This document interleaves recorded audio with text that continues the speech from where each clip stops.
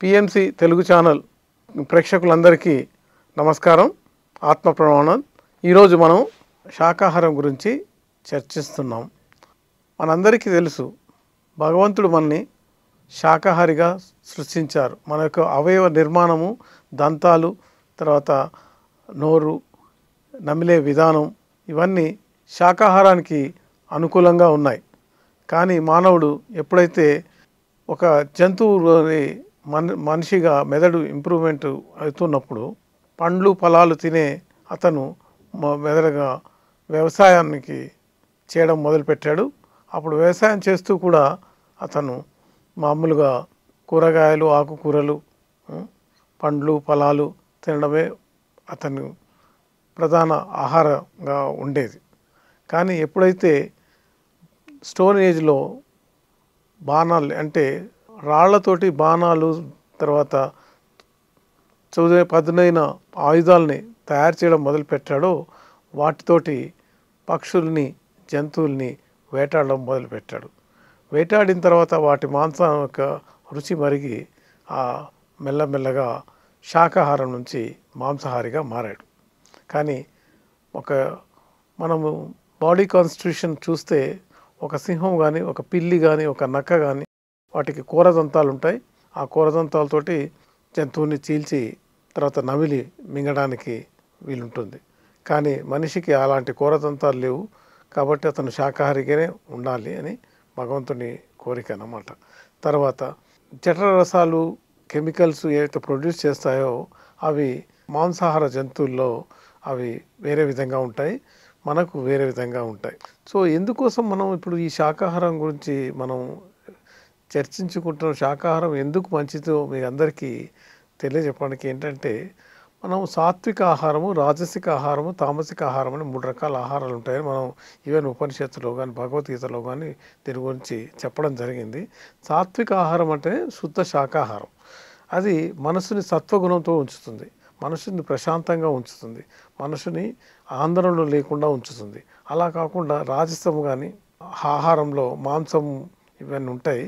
ఆ మాంసాహారం తినడం, మసాలా చాలా తినడం వల్ల అతనికి ఉద్రేకము, ఉత్తేజము ఇలాంటివి జరిగి అంటే ప్రతిదానికి ఇతరులతో ఘర్షణకి దిగే అవకాశం ఉంటుంది. అదే తామసిక ఆహారంలో బద్ధకస్తుడుగా ఉండి అంటే పులిసిన ఆహార పదార్థాలు తింటూ బద్ధకస్తుడుగా ఏ పని చేయలేని చేతగాని వ్యక్తిగా, ఏమాత్రం ఆలోచించలేని శక్తి వాడిగా ఉంటాడు. కాబట్టి మనం ఏం చేయాలంటే మనం శాకాహారులుగా మారాలి, మన చుట్టూ ఉన్న వాళ్ళందరినీ కూడా శాకాహారులుగా మార్చాలి. శాకాహారంలో కూరగాయలు, ఆకుకూరలు, పండ్లు, ఫలాలు, డ్రై ఫ్రూట్స్, మొలకలు, సలాడ్స్ ఇవి రకరకాల ఆహార పదార్థాల్లో కంప్లీట్ బ్యాలెన్స్డ్ ఫుడ్ అంటే సమీకృత ఆహారం అంటే మీకు కావలసిన కార్బోహైడ్రేట్స్, ప్రోటీన్స్, ఫ్యాట్ అంటే కొవ్వు పదార్థాలు, వైటమిన్స్, తర్వాత మినరల్స్ అంటే ఖనిజాలు, తర్వాత వాటర్, తర్వాత అన్నీ అంటే తగు పాలలో మనకు లభిస్తాయి. అలా కాకుండా మాంసాహారం ఎక్కువ తీసుకోవడం వల్ల కొలెస్ట్రాల్ ఎక్కువైపోయి, ఫ్యాట్ ఎక్కువైపోయి మనిషికి రకరకాల వ్యాధులు సంక్రమించే అవకాశం ఉంది. నేను ఒకప్పుడు కొన్ని రోజులు మాంసాహారిగా మారి ఉంటుంది.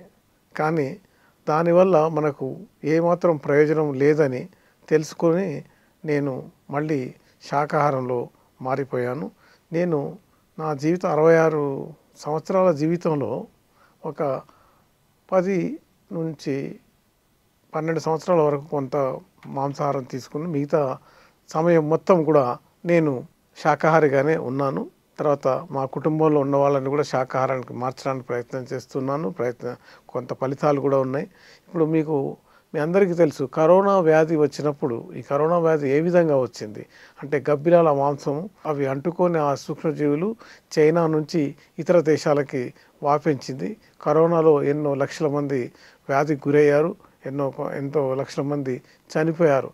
అప్పుడు ఈ మాంసాహారానికి భయపడి ప్రపంచంలో మొత్తంలో కూడా ఒక 10 నుంచి 15% వరకు మాంసాహారం నుంచి శాకాహారానికి మారారు. కానీ ఎప్పుడైతే కరోనా మళ్ళీ వ్యాధి ముగిసిపోయిందో, దాని యొక్క వ్యాధి ప్రాబల్యం తగ్గిపోయిందో, దాంట్లో కొంతమంది మళ్ళీ మాంసాహారులుగా మారారు. కానీ కొంతమంది శాకాహారం యొక్క ఆ, లాభాలు గ్రహించి శాకాహారులుగానే ఉన్నారు. ఇది మన ఇండియాలో కూడా జరిగింది. తర్వాత ఇతర కంట్రీస్ అన్నిటిలో కూడా, దేశాల్లో కూడా ఇలా జరిగింది. ఈ శాకాహారం మనం ఎందుకు తీసుకుంటున్నాం? మనము ఈ మన ప్రపంచాన్నిలో 84 లక్షల జీవరాశులు ఉన్నాయి. ప్రతి జీవరాశికి, అది చీమ కావచ్చు, ఒక పెద్ద శుద్ధ పురుషుడు కావచ్చు, ఒక ఏనుగు కావచ్చు, ఒక మానవుడు కావచ్చు, ఒక జంతువు కావచ్చు, అందరికీ జీవించే హక్కు ఉంది. జీవించే హక్కు మనం ఈ పశువులు, ముఖ్యంగా కోళ్ళు, తర్వాత మేకలు, గొర్రెలు, వీటన్నిటిని చంపి తినే హక్కు మనకి ఎక్కడ ఉంది? ఒకసారి మనకి మనం సింహావలోకనం చేసుకుంటే, ప్రతి మనిషికి జీవించే హక్కు దేవుడు ప్రసాదించినప్పుడు, ఆ దేవుని కృప కోసమైనా మనం ఏ ప్రాణికి కూడా హాని చేయవద్దు. తర్వాత ఒక జంతువుని చంపి మనం తింటున్నామంటే, చంపిన శరీరాన్ని ఎక్కడ దహనం చేస్తారు? అది శ్మశానం. కాబట్టి మన కడుపుని, మన పొట్టని శ్మశానంగా మార్చవద్దని మీ అందరికీ చెప్తున్నాను. మీ అందరూ కూడా శాకాహారులుగా మారాలి. శాకాహారం యొక్క లాభాలు కనుక్కోండి. శాకాహారం వల్ల మీ ఆరోగ్యం చాలా బాగుంటుంది. తర్వాత ఈ శాకాహారం వల్ల మీకు తెలివితేటలు కూడా మంచిగా పెరుగుతాయి. ఆలసత్వం ఉండదు, లెజినెస్ ఉండదు, ఉద్రేకం ఉండదు. కాబట్టి ఈ శాకాహారాన్ని మీరు బ్రహ్మర్షి పత్రిజీ గారు చెప్పినట్లుగా శాకాహార జగత్ని అదే ఒక ధ్యేయంగా మీ అందరూ కూడా అటు ప్రయాణం చేస్తూ శాకాహారులుగా మారి ఇతరులను శాకాహారులుగా మార్చుతూ మీరందరూ సుఖంగా ఉంటారని నేను కోరుకుంటున్నాను. మనం మన ప్రపంచ చరిత్ర చూసినప్పుడు ఎందరో మహానుభావులు, ఉదాహరణకి గౌతమ బుద్ధుడు కానీ, మహాత్మా గాంధీ కానీ, వాళ్ళు శాకాహారులుగానే ఉండి ప్రపంచంలో వాళ్ళ తమకంటూ ఒక చరిత్రని కూడా సృష్టించారు. గొప్ప గొప్ప శాస్త్రవేత్తలు కూడా మనకు శాకాహారులుగా ఉండడం చూస్తున్నాం. ఈవెన్ ఒలింపిక్ గేమ్స్లో ఎవరైతే మెడల్స్ సంపాదించారో, బంగారు పథకాలకు సంపాదించారో, వాళ్ళు కూడా శాకాహారులుగా ఉన్నారు. కానీ మనందరికీ ఒక అపోహ ఉంటుంది, మాంసాహారం తింటేనే శక్తి వస్తుంది, మాంసాహారం తింటేనే మనము ఎక్కువ పని చేయగలుగుతాము అనే ఒక అపోహ ఉంది. అది ఏమాత్రం వాస్తవం కాదు. మనిషికి కావాల్సిన ప్రోటీన్స్ అంటే మాంసకృత్తులు ఏదైతే మాంసంలో ఎలాగ ఉన్నాయో అలాగే మన పప్పు ధాన్యాల్లో కూడా అంతే క్వాంటిటీ, ఇంకా ఎక్కువ క్వాంటిటీలో ఉన్నాయి. ఉదాహరణకి ఇప్పుడు మనము పెసలు కానీ, శనగలు కానీ, తర్వాత కందులు కానీ, ఉలువలు, తర్వాత ఇలాంటి బొబ్బర్లు, వీటన్నిటిలో ఉన్న ప్రోటీన్స్ వాల్యూ చాలా ఎక్కువ ఉంది. ఇది కాకుండా చిక్కుడు జాతి ఉన్న చిక్కుడు, బీన్స్, గోరు చిక్కుడు, వీటన్నిటిలో కూడా మాంసకృత్తులు చాలా ఎక్కువగా ఉంటాయి. కాబట్టి మనము మాంసాన్ని మాని కూడా మన శక్తిని ఏమాత్రం తక్కువ చేసుకోవాల్సిన అవసరం ఉండదు.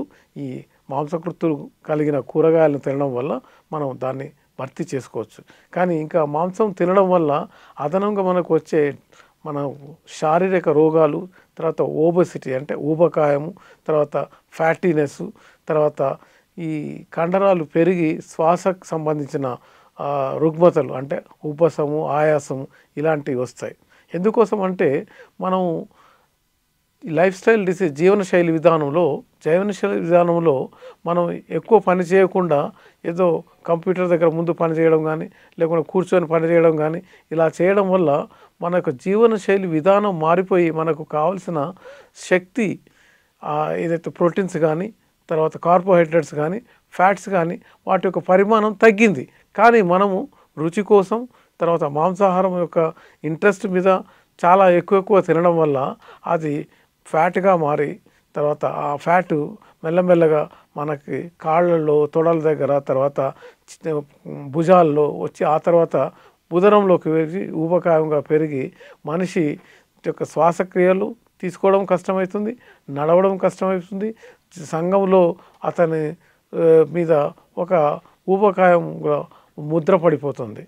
అతను ఏ పని కూడా తొందరగా చేయలేడు, తొందరగా నడవలేడు.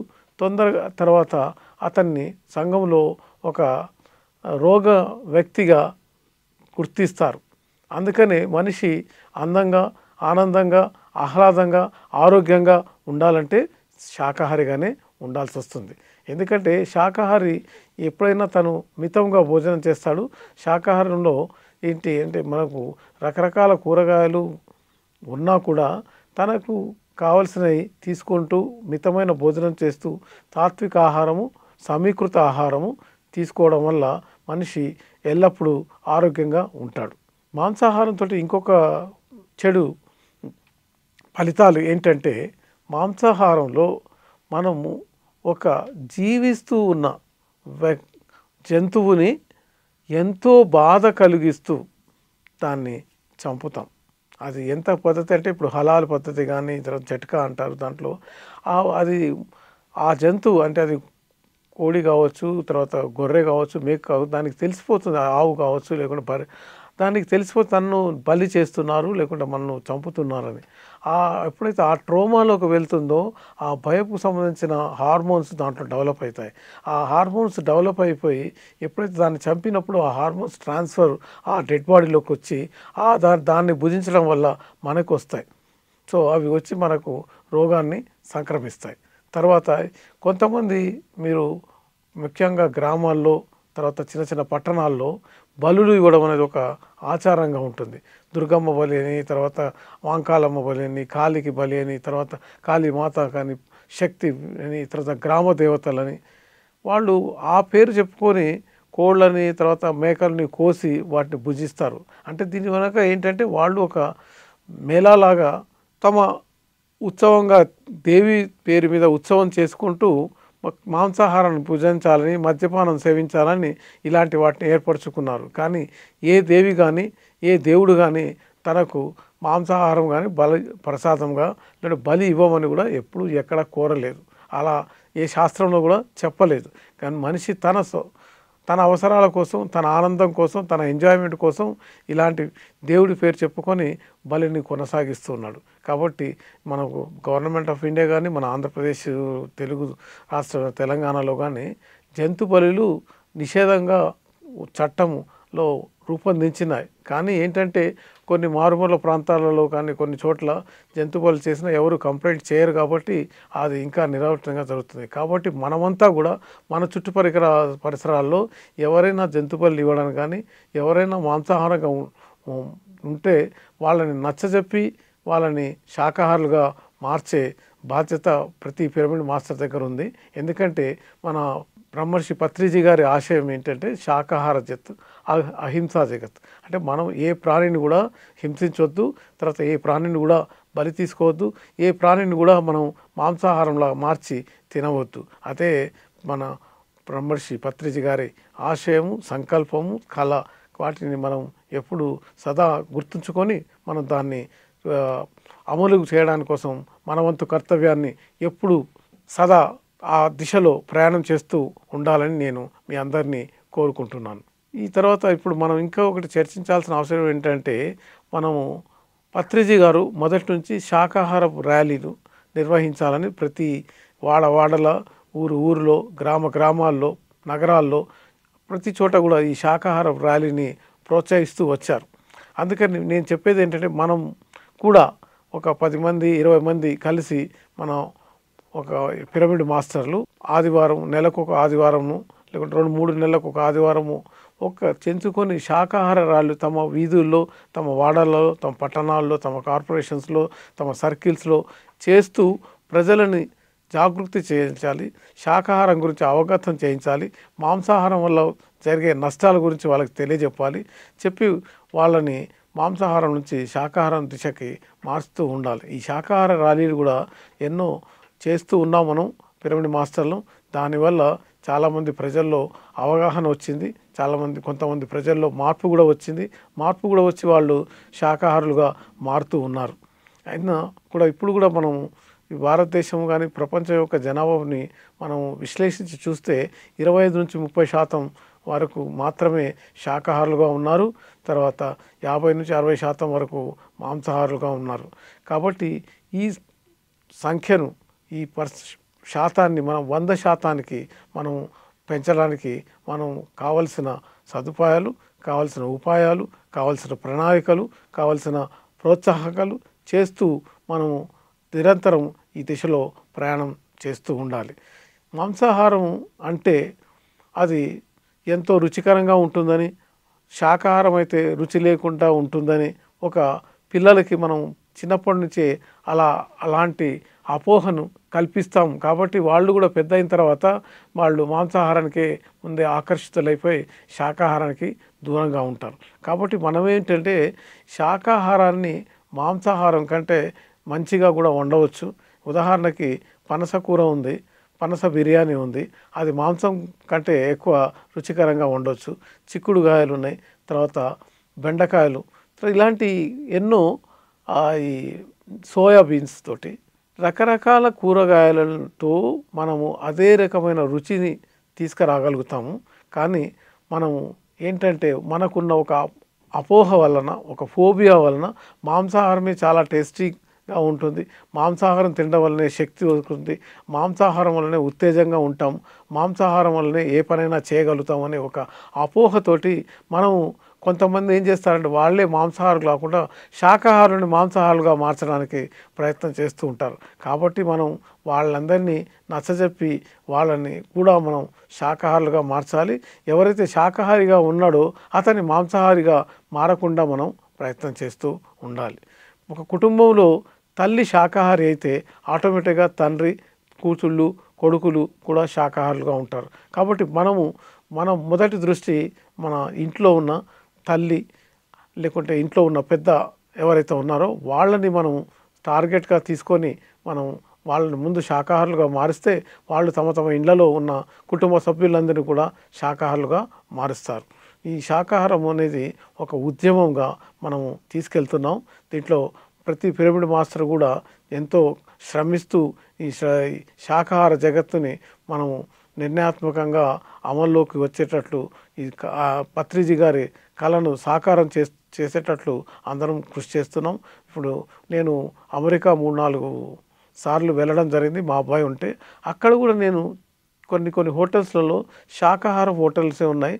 తర్వాత అక్కడ ఉన్న అమెరికన్స్ తోటి చర్చిస్తున్నప్పుడు కూడా వాళ్ళు కూడా వాళ్ళకు వచ్చే 60% శాతము ఊబకాయంగా ఉంటారు. ఎందుకంటే వాళ్ళు హ్యాము, తర్వాత బీఫు, ఇలాంటి కొవ్వు పదార్థాలు, ఎక్కువ కొవ్వు కలిగిన మాంసం తినడం వల్ల ఆ తర్వాత వాళ్ళకి ఎప్పుడైతే 40 సంవత్సరాలు వచ్చిన తర్వాత రకరకాల వ్యాధులతోటి గురి అయిపోయి వాళ్ళు ఇప్పుడు మాంసాహారం కంటే శాకాహారమే మంచిది అని వాళ్ళు గుర్తిస్తున్నారు. అందుకని కొంతమంది శాకాహారులుగా మారుతూ ఉన్నారు. వాళ్ళు చెప్తున్నారు. వాళ్ళను కూడా మనం టార్గెట్ చేసి మన ప్రతినిధులుగా వాళ్ళని ఉంచి వాళ్ళు శాకాహారాన్ని ప్రమోట్ చేసేటట్లు, అంటే అమెరికా కానీ, ఆస్ట్రేలియా కానీ, తర్వాత ఇంగ్లాండ్ కానీ, తర్వాత యూరోప్లో కంట్రీస్లో కానీ, అక్కడ ఈవెన్ కొన్ని ముస్లిం కంట్రీస్లలో కూడా శాకాహారాన్ని విపరీతంగా అభిమానిస్తున్నారు, శాకాహారులుగా మారుతున్నారు. ఎందుకంటే శాకాహారంలో ఉన్నంత ఒక సాత్వికత, అంటే సాత్విక గుణం ఇదే మాంసాహారంలో ఉండదు. కాబట్టి ప్రజల యొక్క లక్షణాలు మార్చాలంటే, ప్రజలను మంచి పౌరులుగా దిద్దాలంటే, ప్రజలు వారి మధ్యలో గొడవలు పెట్టుకోకుండా ఒక సౌభాతృత్వంతో, అంటే బ్రదర్లీహుడ్ తోటి జీవించాలంటే మాంసాహారం మానాలి, శాకాహారాన్ని వాడాలి. అందుకని కొన్ని రాజ్యాలు దీన్ని గుర్తించి ఈవెన్ ముస్లిం రాజ్యాలు కూడా వాళ్ళు శాకాహారాన్ని ప్రమోట్ చేస్తున్నారు. తర్వాత కొన్ని దేశాల్లో అయితే మాంసాహారం నిషేధం ఉంది.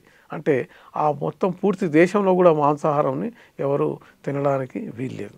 సో అలాగే మనం భవిష్యత్తులో మన భారతదేశంలో కూడా అలాంటి చట్టాలు వస్తాయి అని అనుకుంటాం. ఆ తర్వాత అలాంటి చట్టాలని మనం ఆహ్వానిస్తాం. తర్వాత జంతు బలుల నిషేధము, తర్వాత మాంసాహారాన్ని అమ్మడం కానీ, కొనడం కానీ, తినడం కానీ, వండడం కానీ, ఇవన్నిటి కూడా నిషేధం ఉంటుంది. ఎందుకంటే పత్రిజీ గారు చెప్పినట్లు ఈ మాంసాహారి అంటే మాంసం తినడమే కాదు, ఎవరైతే ఆ మాంసాన్ని అంటే కోయడం, అమ్మడం, కొనడము, వండడము, వండించడము, తినడము, ఇవన్నీ ఈ పనులు ఏది చేసినా కూడా అతన్ని మాంసాహారిగానే గుర్తిస్తాము. మాంసాహారికి వచ్చే పాపం అతనికి తగులుతుంది అన్నమాట. కాబట్టి మనము మాంసాహారం నుంచి శాకాహారం మారిన తర్వాత ఈ మాంసాహారాన్ని అమ్మడాన్ని, కొనడాన్ని, తర్వాత వండడాన్ని, తర్వాత వడ్డించడాన్ని, వీటిని కూడా మనము వ్యతిరేకించాలి. వారితో అంటే పోట్లాటకు దిగడం కాదు, వారిని నచ్చజెప్పి వారిని మనము శాకాహారులుగా మార్చాలి. తర్వాత ఇప్పుడు లాస్ట్గా మనం చెప్తున్న గౌతమ బుద్ధుడు ఒకసారి తన భిక్షాటన చేస్తూ ఒక గ్రామానికి వెళితే అక్కడ గ్రామదేవత బలి ఇవ్వడానికి ప్రజలంతా ఒక పెద్ద దున్నపోతుని బలిస్తానికి తీసుకెళ్తే అక్కడ చేస్తుంటే అక్కడికి వెళ్తాడు. వెళ్ళి మీరు బలి ఇవ్వద్దు అంటే వాళ్ళు విననప్పుడు ఏం చేస్తాడంటే అతనే ఎవరైతే గొడ్డలితోటి కత్తితోటి నరుకుతున్నా అతని కింద తన మెడను పెట్టి నేను గొర్రె కంటే శ్రేష్ఠుండి కాబట్టి నన్నే నరకమని చెప్తారు. చెప్పినప్పుడు ప్రజల్లో మార్పు వచ్చి లేదు ఇక మేము ఆ జంతు బలిని ఇవ్వము అని వాళ్ళు కొబ్బరికాయలు కొట్టి పూజ చేస్తారు. సో ఇంత మహాత్మా గాంధీ తర్వాత ఈ బుద్ధుడి యొక్క లక్ష్యాలే శాకాహార జగత్తు. అదే లక్ష్యంతో మన పత్రిజీ గారు కూడా తన 40 సంవత్సరాల ఈ ధ్యాన చరిత్రలో ఈ శాకాహారాన్ని కూడా అంతే ఇంపార్టెన్స్ ఇచ్చారు. శాకాహారం అనేది మనం అందరము తప్పనిసరిగా పాటిస్తూ ఇతరులని శాకాహారులుగా మారుస్తామని మనస్సు వాచ కర్మల మీ అందరినీ కోరుతూ ప్రార్థిస్తూ సెలవు తీసుకుంటున్నాం. నమస్తే.